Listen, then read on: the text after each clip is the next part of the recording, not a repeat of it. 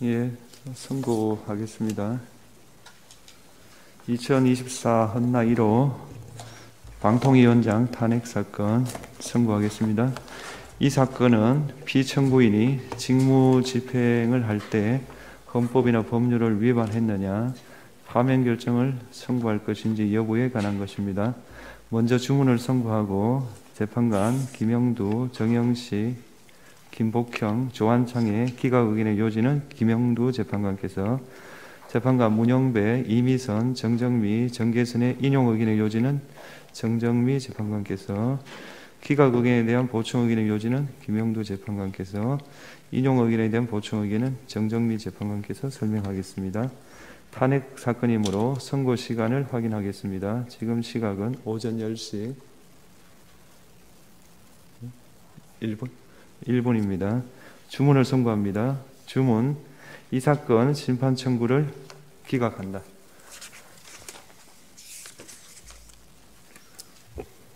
재판관 김영두, 재판관 정영식, 재판관 김복형, 재판관 조한창의 기각 의견의 요지를 말씀드리겠습니다.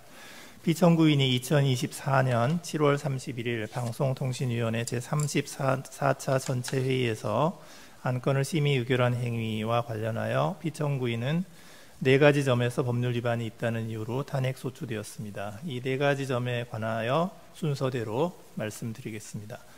먼저 첫 번째로 피청구인이 제적위원 2인만에 의하여 이 사건 의결을 한 것이 방송통신위원회 설치 및 운영에 관한 법률 13조 2항을 위반하였는지 여부에 관하여 보겠습니다.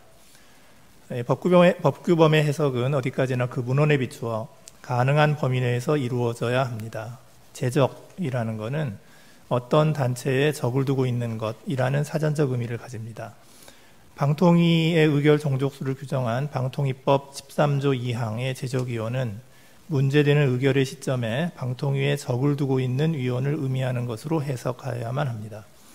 또한 방통위법은 의결 정족수를 명시하고 있을 뿐 적법한 개의를 위하여 필요한 최소한의 위원수인 의사 정족수에 관하여는 어떠한 규정도 두고 있지 아니합니다.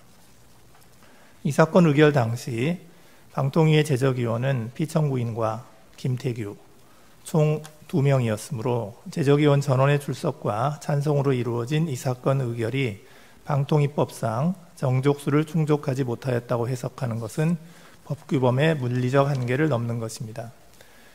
방통위법이 방통위를 5명의 상임위원으로 구성되는 합의제 행정기관으로 설치한 취지에 따르면 5명의 위원이 모두 심의 의결에 참여하는 것이 가장 이상적이고, 불가피하게 결혼이 발생하더라도 3인 이상의 위원이 참여하는 것이 바람직할 것입니다. 그러나 2명의 위원 간에도 서로 다른 의견의 교환이 가능하고 토론을 통해 합의에 도달해야 의결 정족수를 충족하게 되므로 제적위원 2명만으로 개최되는 회의에는 다수결의 원리가 작동되지 않는다고 단정할 수 없습니다. 따라서 방통위를 합의제 기관으로 설치한 입법 취지로부터 방통위 심의 의결의 전제로서 위원 3인 이상의 제적 또는 위원 3인 이상의 의사 정족수를 요구하는 법 해석이 논리 필연적으로 도출된다고 보기 어렵습니다. 방통위는 2023년 8월 25일 이동관 전 위원장이 임명되었을 즈음부터 10개월이 넘도록 위원 3인에 대한 국회의 추천 그리고 대통령의 임명이 되지 않아서 이른바 2인 체제 하에서 운영되었습니다. 방통위의 주요 소관사무 대부분은 방통위법 12조에 방통위의 심의 의결이 필요한 사항으로 규정되어 있습니다. 거기에는 공영방송 보궐이사 임명, 지상파 방송사업자 제허가, 법규 위반 사업자에 대한 제재 처분, 특별 재난지역 수신료 면제, 이런 아주 중요하고도 시급하게 처리되어야 하는 안건들이 포함되어 있습니다. 만약 방통위가 이와 같이 중요하고 시급한 현안을 장기간 동안 처리하지 않고 방치하였다면 헌법 및 국가공무원법에 규정된 공무원의 성실 의무에 위반되는 결과가 발생할 수 있었습니다. 방통위의 전신인 구방송위원회에 관해서는 의결 정족수뿐만 아니라 의사 정족수에 관해서도 규정이 있었습니다. 그런데 그 후 방통위법이 제정되면서 방통위에 관해서는 의사 정족수 규정은 두지 않고 의결 정족수만 규정하고 있습니다. 이러한 입법 이후에는 이 사건과 같이 정파적 이해관계 대립 등으로 인하여 위원이 임명되지 않는 상황이 장기간 지속되는 경우에도 제적위원들만에 의한 의결이 가능하도록 하여 중앙행정기관인 방통위의 기능이 유지되도록 한 것이라고 볼 수 있습니다. 이러한 사정을 고려하면 피청구인이 취임 이후 이 사건 의결을 한 것이 합의제 행정기관의 이상적인 운영 방식에 부합하지 아니한다고 하여서 그것이 위법 행위에 이른다고까지 보기는 어렵습니다. 따라서 피청구인이 제적위원 2명에 의하여 이 사건 의결을 한 것이 방통위법 13조 2항에 위반된다고는 볼 수 없습니다. 두 번째로 피청구인이 박문진 임원 임명 안건에 대하여 회피하지 않은 것이 방통위법 14조 사항을 위반하였는지 여부를 보겠습니다. 방통위법 14조 사항은 회피 사유가 있는 경우 위원이 해당 사건에 대하여 회피할 수 있다라고 규정하고 있을 뿐이고 방통위법은 제척, 기피 제도를 두어 회피 사유가 있는 위원이 회피하지 않는 경우에도 심의 의결의 공정성 확보를 위한 수단을 마련하고 있습니다. 따라서 방통위법 14조 사항에 따라 피청구인에게 스스로 회피할 의무가 인정된다고 볼 수 없으므로 이를 전제로 하는 이 부분 소추 사유는 회피 사유의 전부를 나아가 살펴볼 필요가 없이 이유 없습니다. 세 번째로 피청구인이 자신에 대한 기피 신청 의결에 참여하여 이를 각하한 것이 방통위법 14조 3항을 위반하였는지를 보겠습니다. 피청구인에 대한 기피 신청은 이 사건 회의의 안건 중 박문진 의사 임명과 관련하여 이루어졌습니다. 그런데 방통위법 14조 3항은 기피 신청의 주체를 심의 의결의 당사자로 한정하고 있으므로 신임 박문진 이사 공모에 지원하지 않은 강중묵, 박선아, 윤능호의 기피 신청은 당사자 요건을 충족하지 못하여 부적법합니다. 또한 박문진 이사 공모 지원자인 조능희, 송요훈의 기피 신청은 방통위에 심의 의결을 할 수 있는 위원으로 김태규 의원 한 명만 남게 되는 결과가 되어서 위원회 구성을 불가능하게 합니다. 이러한 기피 신청은 기피 신청권 남용에 해당되므로 부적법합니다. 따라서 피청구인이 자신에 대한 기피 신청 의결에 참여하여 이를 각하한 것이 방통위법 14조 3항을 위반하였다고는 볼 수 없습니다. 네 번째로 피청구인이 이 사건 심의 의결로서 한국방송공사 이사를 추천하고 박문진 이사를 임명한 것이 방송법 46조 3항, 방송문화진흥회법 6조 4항을 위반하였는지 여부를 보겠습니다. 이 사건 기록에 의하면 방통위 사무처는 피청구인의 임명 전부터 통상적인 절차에 따라 지원 서류 검토, 결격 사유 확인, 국민 의견 수렴을 거쳤습니다. 피청구인과 김태규는 이 사건 회의 개최 전까지 약 7시간 동안 관련 자료를 검토할 수 있었고 그 결과 결격 사유가 있음이 드러나지 않은 후보자들 중에서 2표를 모두 득표한 후보자만을 추천하여 임명하였습니다. 또한 이사 모집 공고의 내용과 방통위의 관행을 고려할 때 후보자 면접을 실시하지 않았다거나 회의에 소요된 시간이 1시간 45분 정도였다는 것만으로는 한국방송공사 박문진 이사의 추천 임명 과정에서 대표성과 전문성이 고려되지 않았다고 인정하기 부족합니다. 이 회의에서 한 표만을 득표한 후보자들은 과반수가 되지 않아서 추천되지 않았습니다. 이런 내용을 보면 실질적으로 심의가 이루어진 것으로 보입니다. 따라서 피청구인이 이 사건 심의 의결로서 한국방송공사 이사 및 박문진 이사를 추천 임명한 것이 방송법 46조 3항, 박문진법 6조 4항을 위반하였다고 보기 어렵습니다. 결론적으로 피청구인에 대한 탄핵 소추 사유인 4가지 법률 위반의 점은 모두 인정되지 않습니다. 따라서 이 사건 심판 청구는 이유 없습니다. 이상입니다. 재판관 문영배, 재판관 이미선, 재판관 정정미, 재판관 정계선의 인용 의견의 요지를 말씀드리겠습니다.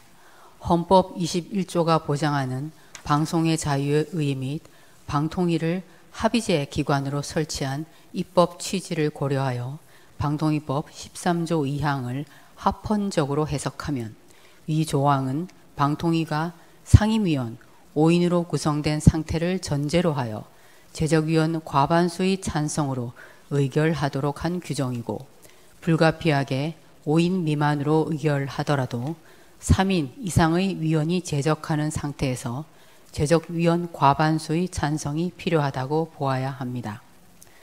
방통위법에서 정한 5인의 상임위원 중 2인의 위원만이 임명되어 제적하고 있는 경우에 그 2인만으로 의결이 가능하다고 한다면, 향후에도 어떠한 원인으로든 방통위 위원 중 2인의 위원만이 임명되어 제적한 상태에서 이루어지는 의결의 정당성을 인정하여야 하는 바, 이는 독임제가 아닌 5인의 상임위원으로 구성된 합의제 기관으로 방통위를 구성 운영하도록 방통위법에서 정하고 있음에도 불구하고, 이와 달리 2인의 위원으로 구성된 방통위 운영의 적법성을 인정하는 것이 됩니다. 이러한 해석은 방통위가 방통위법 규정과 입법 취지에 정면으로 반하는 상태로 운영되는 것을 용인하는 결과를 초래할 위험성이 있습니다. 따라서 제적위원 2인에 의한 이 사건 의결은 방송의 자유와 공적 기능을 보장하는 헌법 21조의 취지를 구체화한 방통위법 13조 2항을 위반한 것입니다. 방통위법 13조 2항은 합의제 행정기관인 방통위 의결의 적법성과 정당성을 담보하기 위한 핵심적인 조항이고, 방통위의 심의 의결을 적법하게 진행하는 것은 방통위원장인 피청구인의 가장 중요한 직무상 의무 중 하나입니다. 피청구인은 방통위 의결에 필요한 최소한의 위원이 임명되지 않았는데도 방통위에 2인의 위원만 제적한 상태에서 이 사건 의결을 강행함으로써 위 조항을 위반하고 방통위원장의 권한 행사 및 방송의 공익성과 공공성에 대한 국민의 신뢰를 훼손하였습니다. 이는 나머지 소추 사유에 대한 구체적인 판단에 나아갈 필요 없이 그 자체로서 중대한 법 위반에 해당하므로 피청구인을 그 직에서 파면하여야 합니다. 이상입니다.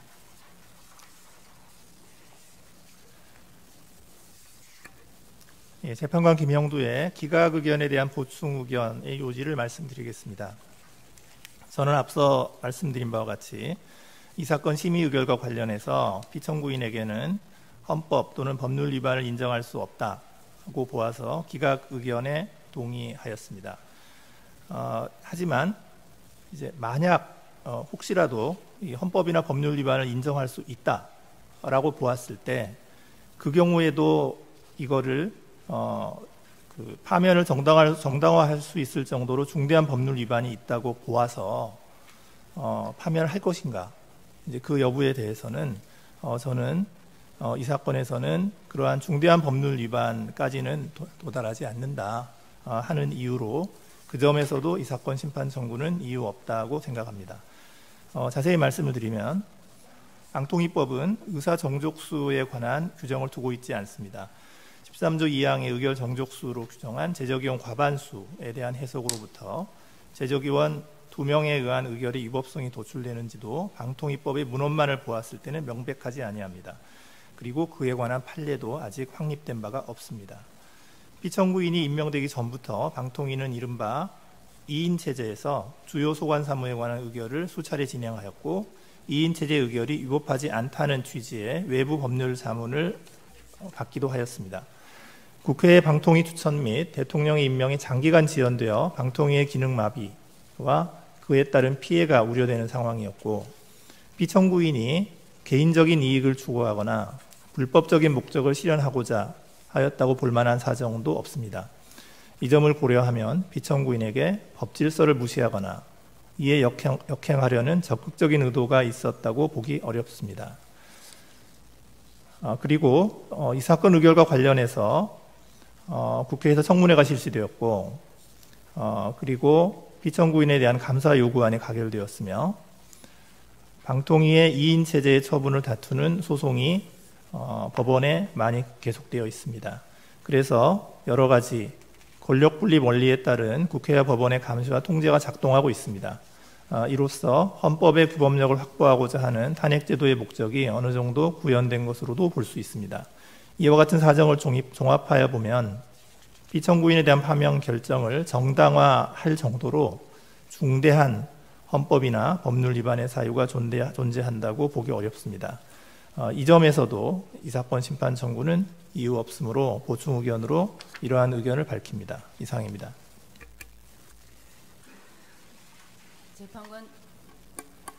재판관 정정미, 재판관 정계선의 인용 의견에 대한 보충 의견의 요지를 말씀드리겠습니다. 피청구인이 제적위원 2인만으로 이 사건 의결을 하여 방통위법 13조 2항을 위반하였고 이는 그 자체로서 파면을 정당화할 정도로 중대한 법 위반에 해당한다고 판단함은 이용 의견에서 본 바와 같습니다. 나아가 피청구인에 대한 기피 신청 중 일부 신청인들의 기피 신청은 부적법하다고 단정할 수 없으므로 피청구인이 위 기피 신청에 대한 의결에 참여하여 이를 각하한 것은 방통위법 14조 3항에 위반된다고 봅니다. 이상입니다.